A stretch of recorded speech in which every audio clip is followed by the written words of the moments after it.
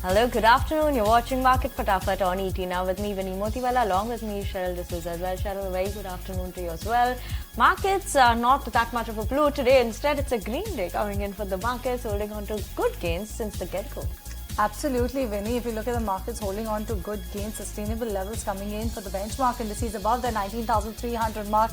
If you look at what Nifty Bank is doing actually at this point in time, tad bit of underperformance versus the benchmark indices is what you could see earlier on. Now trying to actually move in tandem with the benchmark indices. Broader markets, definitely a good show of strength coming in for the broader markets. Small cap index is trading in excess of 1% or so. And a lot of stocks actually reacting to their earnings. Remember that today, tomorrow will be a really huge earnings heavy day. So you have a couple of earnings that have already come about. You have Varun Beverages, Colte Patil, Stylen Industries, all of these counters actually came up with their earnings a short while ago. In fact, a short while ago, even Nav Education has come up with their numbers where they've actually tried to turn the corner. They've posted a profit versus a loss on a year-on-year basis. So Nav Education is another counter to watch out for. You will also have Excite that's come out with this earnings. So a lot of counters to talk about in the next 1 hour, apart from the ones that I mentioned already, Vinny, isn't it? Absolutely, surely a lot of counters to watch out for as well. But before we get started with the show, let's listen in. Actually, we have Adani Ports that handled 37 million metric tons of total cargo in October 2023, implying a year-on-year growth of around 48%. For the first time in the company's history, the total cargo volume of their portfolio of the ports in India surpassed 35 million ton mark, which indicates 43% growth year-on-year basis, and the company's Haifa port in Israel handled over 1.1 million metric ton of cargo in October, marginally better than other cargo volume run rate of the last 6 months. For the first time for the first 7 months of FY24, the company registered a growth of 18%. But that was about Adani Ports. But let's move on and get started with all the stocks that are buzzing in trade on the back of technicals and news flows.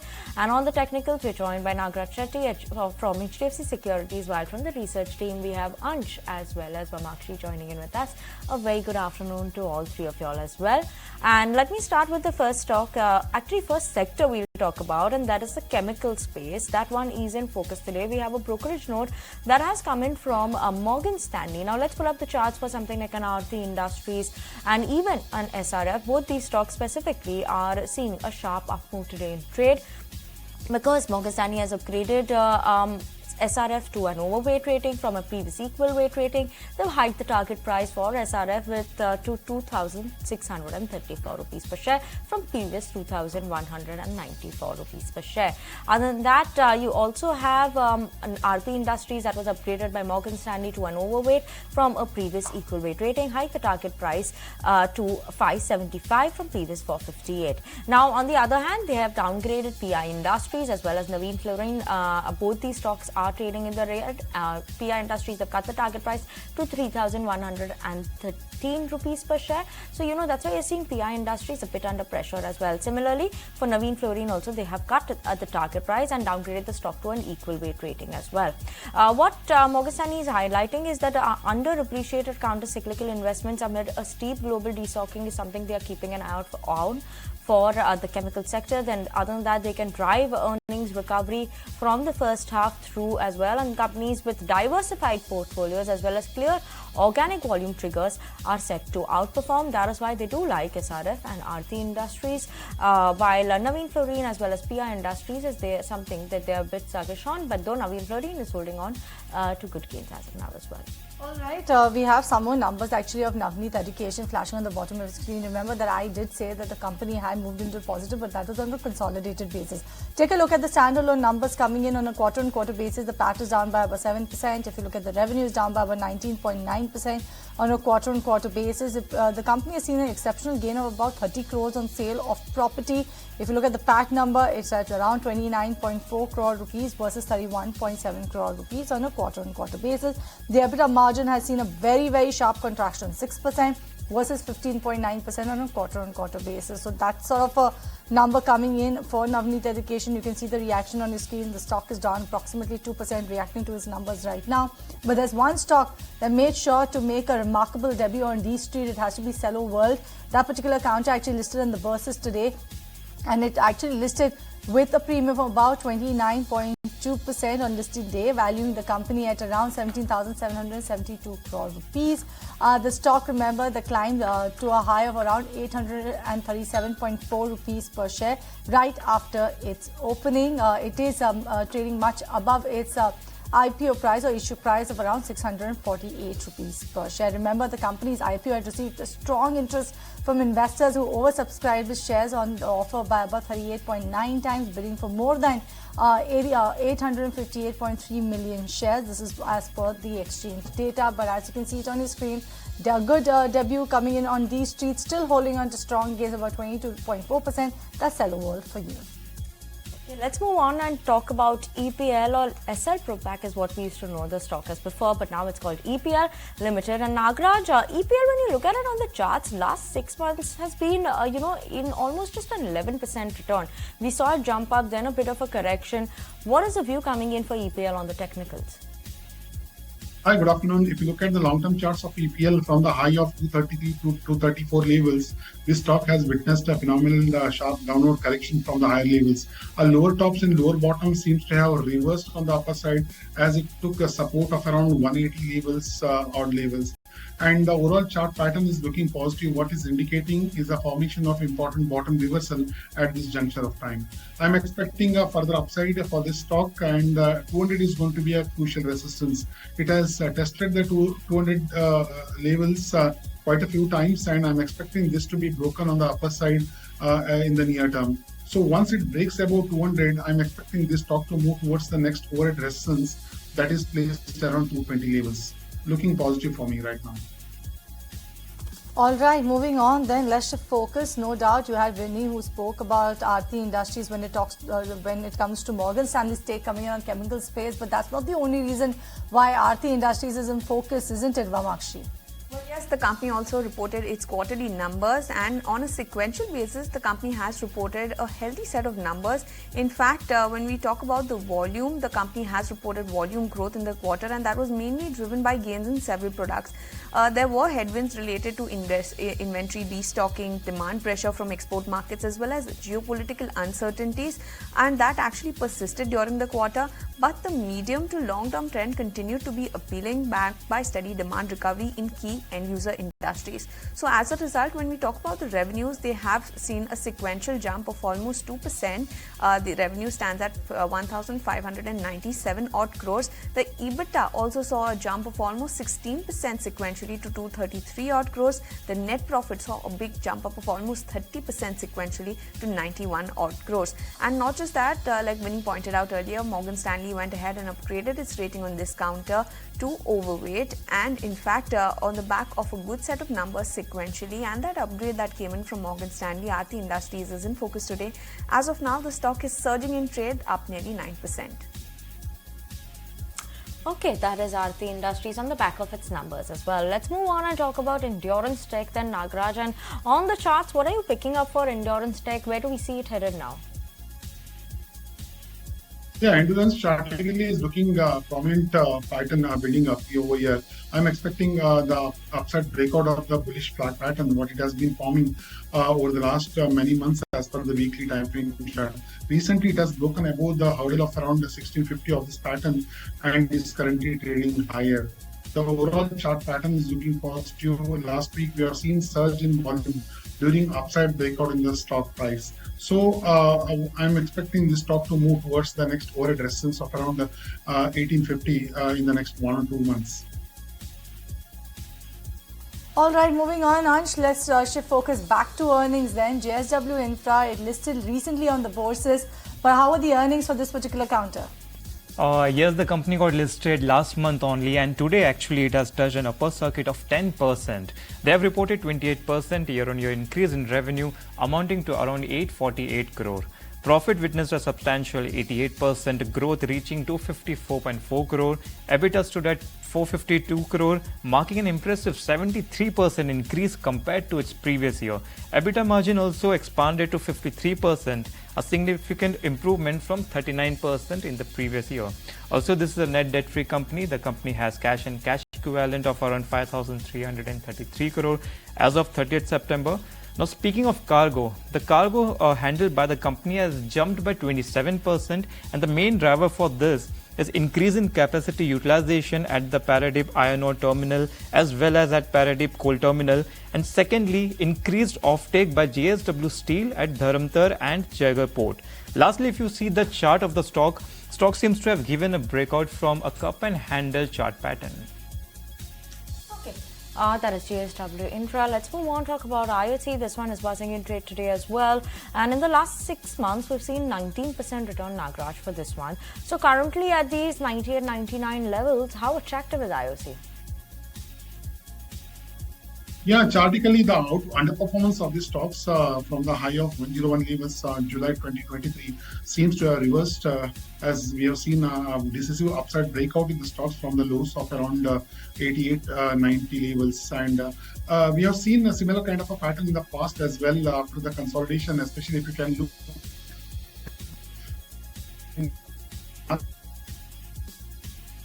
I believe we've snapped the line with Nagaraj. We'll reconnect with him on that note. But till then, let's talk about JK Cement, because that one reported its numbers. Strong set of results that came in from JK Cement in Q2. When you look at the revenues, that came in and saw a growth of around came in at around 2,571 crores, above the expectation of the street. EBITDA beat the street expectation as well. Margins coming in at 17.4%. Overall, the Q2 numbers were something that was much better than where we saw in terms of the industry as well and the performance of other companies. So JK Cement surely did well, and only manufacturer to have reported a strong 4-digit EBITDA per ton of 1,028 rupees. Other than that, the volume growth of 19% is what the company saw at, and that was at around 4.34 million tons. Total operating cost per ton also softened to 1% QOQ, led by the power and fuel expenses and freight cost as well. Robust volume growth is something that aided India's expansion, the Central India's expansion, and earnings further supported the some improvement in terms of realization as well. So all in all, we saw a good set of numbers that came in from JK Cement this time around. Keep an eye out on that. The profits also saw a very strong growth of 58% and margins a 300 basis point expansion. All right, moving on. Then let's talk about Man Industries. That particular counter has hit a fresh record high levels in today's trading session. At one point in time, the stock, there you go, it's actually right now at record high levels. If you look at this company, they've actually secured new orders worth about 380 crore rupees, and this order pertains to the supply of various types of pipes for domestic as well as international customers. The company has said the total unexecuted order book now stands at 1,400 crore rupees with the latest order win, and the order is set to be executed within 6 months. On back of this order win coming in for the counter, the stock is perched at a record high levels. As you can see it on your screen, 7.5% uptick for Man Industries. Let's move on and talk about another earnings candidate. Today we have IQ Lighting, Mamakshi. How are the numbers looking like for this one? Believe it's a good set of numbers? Well, yes, a good set of numbers is what IQ Lighting has reported this time around. When we look at the revenue, that is seeing a jump of almost 48% on a year-on-year basis. Revenue now stands at 118 odd crores for the second quarter. Not just that, operational performance of the company has also seen a good pickup. EBITDA has come in nearly 80% higher on a year-on-year basis and now stands at 27 odd crores. The margins have also seen a good improvement, nearly 400 basis points higher on a year-on-year basis. So very sharp jump up as far as the margins are concerned, and with that the margins now stand at around 22.6%. The company as a result also witnessed a very sharp spike in the net profit. They witnessed a jump of almost 64% on a year-on-year basis, and their net profit has come in at 18.2 odd crores. Not just that, a couple of announcements that came in from the company. They have approved the investment in IQ Solution Private Limited.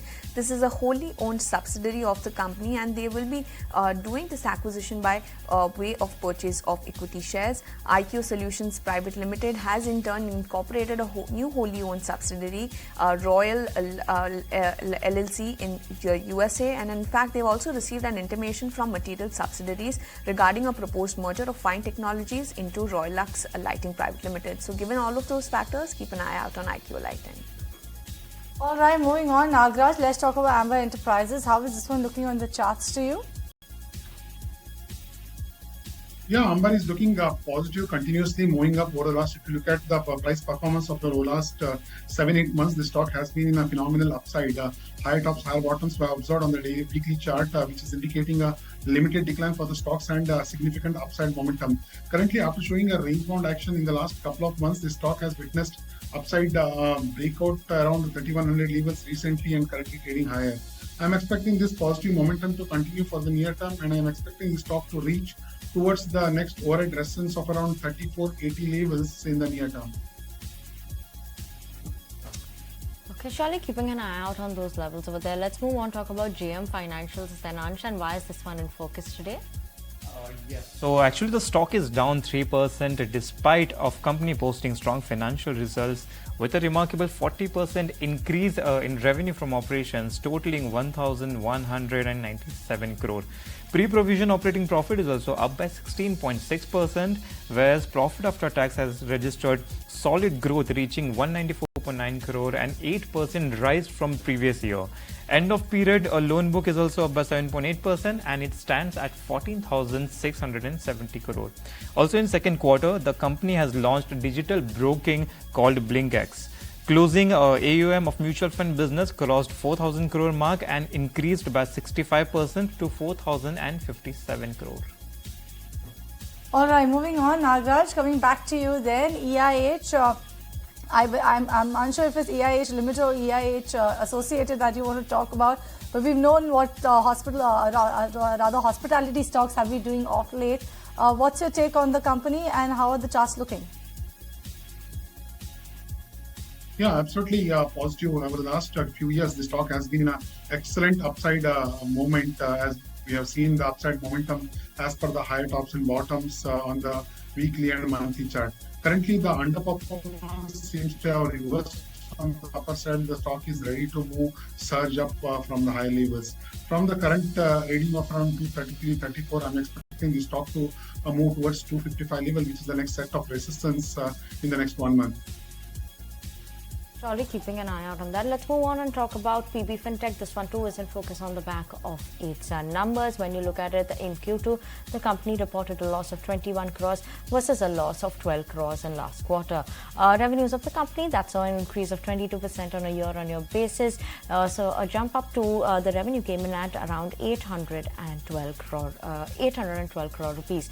Even in terms of the operating performance, when you're looking at it, what we're seeing is that the EBITDA was an EBITDA loss this time of 89 crores versus an EBITDA loss of 77 crores in the last quarter. So surely keeping an eye out on PB Fintech. Other than that, we also have more details that have come in from Morgan Stanley as well. They are saying that it was a good set of numbers that was reported by PB Fintech. The adjusted EBITDA was a tad bit weaker due to the higher indirect expenses, and there was a very small base as well. So yes, revenue contribution was quite strong and stronger than what the street was expecting. That is why we're seeing that jump up coming in there, and revenue growth in both the core as well as the new business revenue was also quite strong. So this is the main reason that we're seeing a sharp uptick coming in the stock as well. The numbers were overall better than what the street was expecting. So keeping an eye out on PB Fintech on the back of good set of numbers.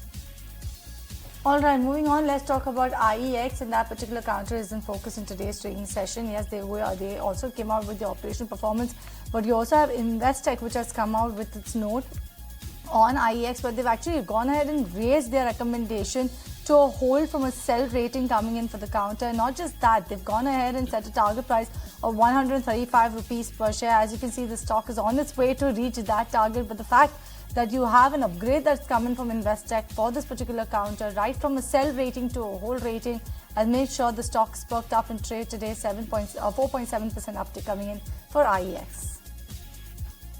Surely keeping an eye out on IEX, but let's move on and talk about Electra Green Tech. Vamakshi, this one is in focus on the back of its numbers as well.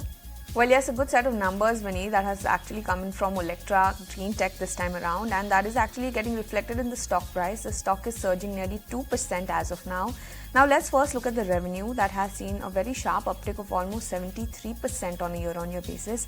Revenue has increased from 177 odd crores to 307 odd crores. Now, when we look at the operational performance of the company, that has also seen a very sharp improvement. In fact, the EBITDA has almost doubled from 20 odd crores to 41 crores in the second quarter. A very sharp jump here is what we're seeing. EBITDA margins have also improved by almost 200 basis points from 11.3% to 13.2%. As far as the net profit is concerned, that has also seen a marked improvement from 7.57 odd crores to 18.05 odd crores. So all in all, it does seem like a good set of numbers from Electra Green Tech, and that is the reason why the stock is up and away in the trading session today. Like I mentioned before, the stock is up nearly 2%. All right, moving on then. Ansh, coming back to you then. Indigo Paints, why is this counter in focus today? The stock has reported strong results for the year with revenue standing at 279 crore, marking a 15% increase compared to its previous year. Also, the company has said that their sales grew at more than 3-4 times compared to the industry growth rate for 2 quarters in a row, indicating significant market share gain here.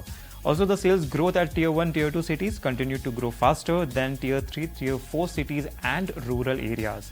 Company's EBITDA also saw growth, rising to 42 crore, an increase of 24%. Profit amounting to 25.3 crore, reflecting a 22% growth.